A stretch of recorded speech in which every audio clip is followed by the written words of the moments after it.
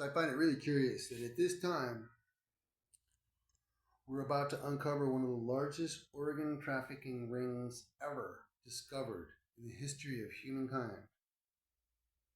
And right now, instead of being able to get a little media attention to focus on what's going on, all of a sudden the Mexican president says judicial reform. Everybody go on strike, cause trouble, cause turmoil, make everybody focus on something else. Get this case away. We don't want to focus on the fact that Carlos Slim and the Fundación Slim are part of the problem. In fact, the Fundación Slim, Carlos Slim, one of the richest men in the world, or the richest one, right? He's involved in organ trafficking. I want to remind everybody that the Jewish community is not allowed to donate organs, but they're allowed to receive them. And Carlos Slim is part of that community. And my daughter and I, if it hadn't been for my daughter, I would never have caught on to it. So thanks to her, we're saving the lives of other children. And we're going to get to the end of the investigation.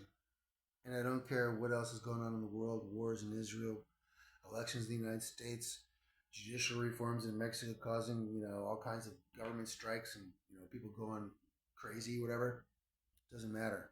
The Fundación Slim is the one behind the Instituto Nacional de Pediatría, which is the government-run hospital in Mexico City that tried to steal my daughter's organs.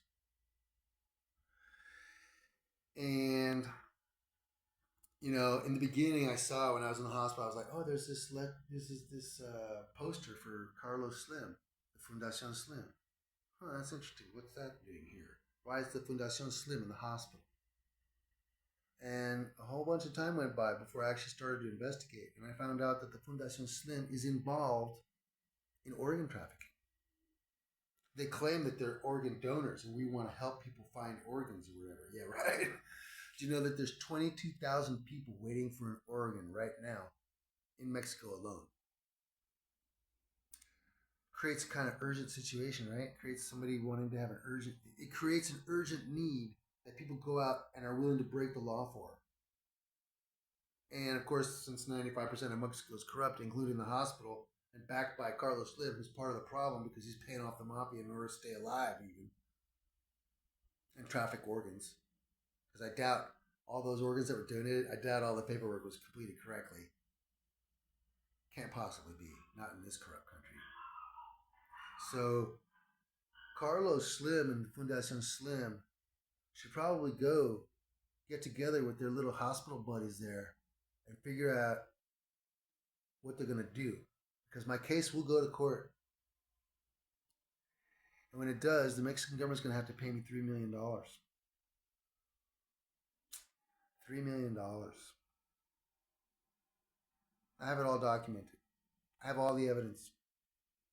We got everybody with their fucking hands in the cookie jar, so to speak. Or in the organ donor jar. The organ jar. So, Fundación Slim will be investigated too. Because the case was reported to the U.S. government. And that means as soon as the U.S. government found out that somebody tried to physically harm my daughter here in Mexico, that involved the FBI instantly, without me even having to ask. And you can bet your bottoms to bootstraps, someone's going down soon.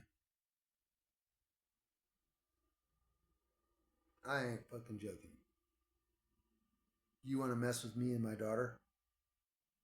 You want to commit a conspiracy against me and my daughter? Oh my God, just to steal her organs? Or what, to try and take custody away from me? To prove some fucking weird point for some bank?